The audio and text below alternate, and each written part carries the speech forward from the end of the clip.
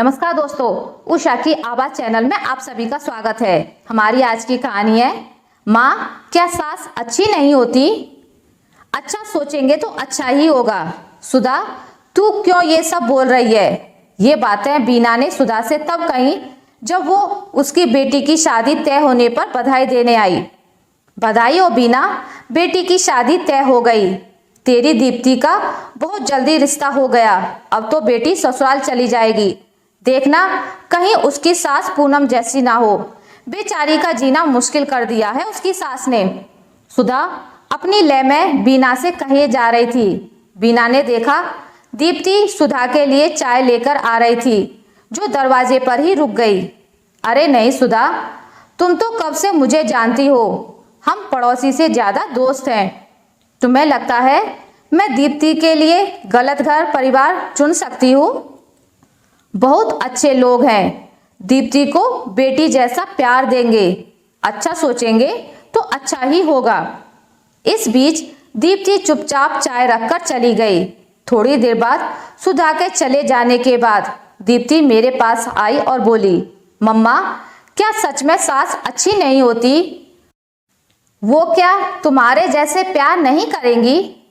सुधा की बातें सुनकर जो दीप्ति ये सोचकर खुश थी कि उसकी सास बिल्कुल उसकी मम्मी के जैसी है, अब डर उसके चेहरे पर साफ दिख रहा था। अरे नहीं बेटा, ऐसा कुछ नहीं है।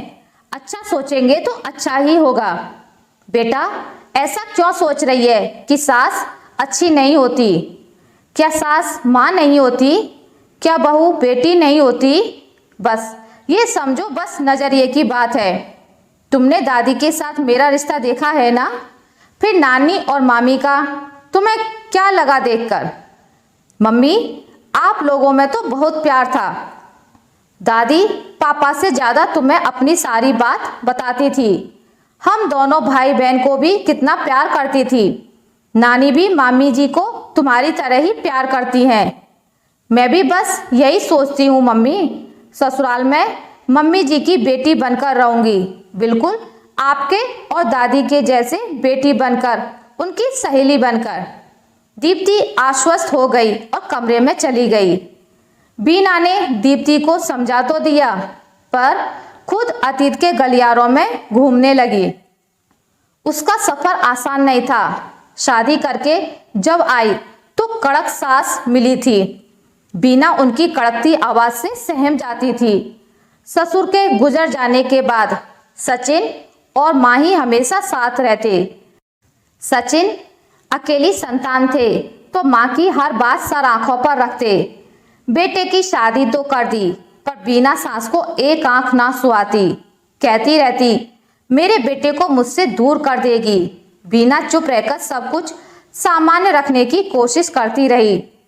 अपनी माँ को जब भी कुछ बताती तो वो समझाते हुए कहती, बेटा समधन जी हमेशा बेटे के साथ रही हैं। बहुत वक्त बाद बेटे को तुम्हारे साथ बांट रही हैं। तुम बस धैर्य रखो, उनके दिल को समझने की कोशिश करो। कोई माँ बुरी नहीं होती बेटा, उनकी बेटी नहीं है इसलिए उनको बेटी कैसी होती है ये नहीं पता। बस तुम उनकी बेटी बन जाओ। क्या जब मैं तुम्हें डांटती हूँ तो तुम मुझसे लड़ती हो? नहीं ना, तो बस वैसा ही समझो। ज्यादा परेशान मत हो। अच्छा करो अच्छा होगा। सास बहू का रिश्ता बहुत नाजुक होता है बेटा। एक आग है तो दूसरे को पानी बन जाना चाहिए। घी बन गई तो सब स्वाहा हो जाएगा। तुम मेरी बेटी हो, मुझे तुम पर पूरा भरोसा है। बीना सास के साथ ज्यादा वक्त बिताने लगी। उनके मन की बात निकलवाने लगी।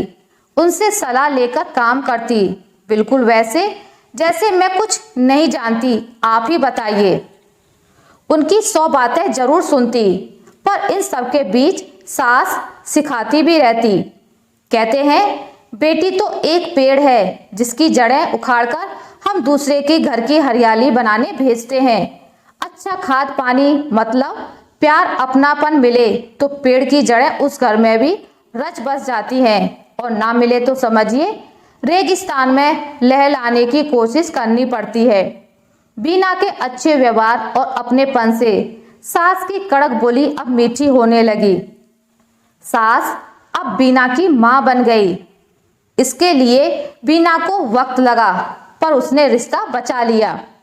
बीना की सास अब बीना की हर बात सुनती। जब बच्चे हुए तो बीना से ज्यादा दादी उनका ख्याल रखती। दीप्ति के बाद जब वंश आया तो बीना हमेशा सोचती, जब मैं सास बनूंगी तो बहू को बहू नहीं बल्कि बेटी समझूंगी। जैसा भी हो, जो करना पड़े करूंगी। बच्चे मेरे हैं तो उनकी खुशियां भी मेरी ही होंगी। मम्मी कब से आवाज दे रही हूँ, कहाँ खोई हुई थी? दीप्ति शायद बहुत देर से उसको आवाज दे रही थी। कुछ नहीं बेटा, आज तुम्हारी दादी की याद आ गई। अगर आज जिंदा होती तो कितनी खुश होती पोती की शादी में।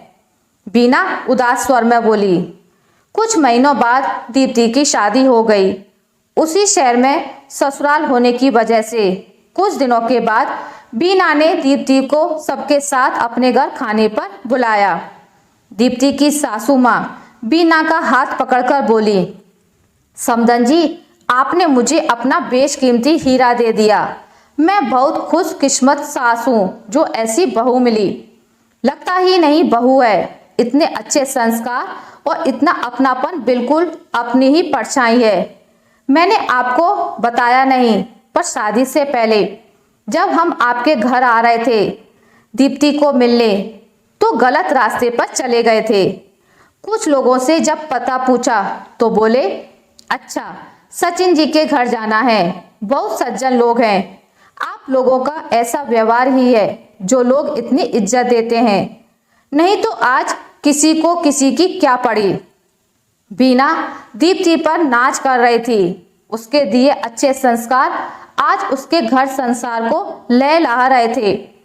अगर वो कड़कती बातें सिखाती तो दीप्ति कभी भी अपनी सास में अपनी माँ को नहीं देखती। जो बोए पेड़ बबूल के तो आम कहाँ से पाए। अच्छी सीख और अच्छी सोच का बीज अगर बचपन से ही बो दिया जाए तो वो आगे चलकर आपके ही काम आता है। कोई बहू बुरी नहीं होती, कोई सास बुरी नहीं होती, बस नजरिए की बात है। क्या हम कभी अपनी सास को अपनी माँ की जगह रख सकते हैं? सब कहेंगे कभी नहीं। वैसे ही कोई भी सास बेटी की जगह बहू को नहीं रख सकती। बस हम इसी जगह पर गलत हो जाते हैं। अगर आपकी बेटी अच्छी है और जब वो ससुराल में बहू बनकर जाती है तो बुरी कैसे हो सकती है? वैसे ही सास अगर बेटी के लिए अच्छी माँ है तो अपनी बहू के लिए अच्छी सासू क्यों नहीं हो सकती? बदलना खुद को पड़ेगा, अपने लिए, अपने बच्चों के लिए। आप और मैं एक औरत को समझने की कोशिश करें। आपको अच्छी सास नहीं मिली तो क्या हुआ? आप तो अच्छी सास बन सकती हैं।